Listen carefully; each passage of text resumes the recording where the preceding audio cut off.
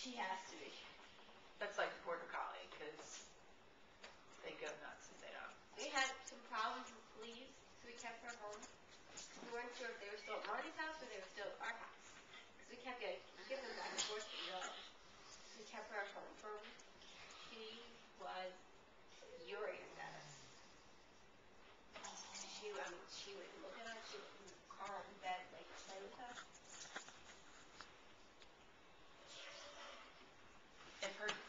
If her dad starts playing and I come over at night to their house, I bring my dog and fusses with Wheezy, she'll go sit on the couch, put her head like this. He'll go, "Come on, Vita, come over with your dad." Oh my God.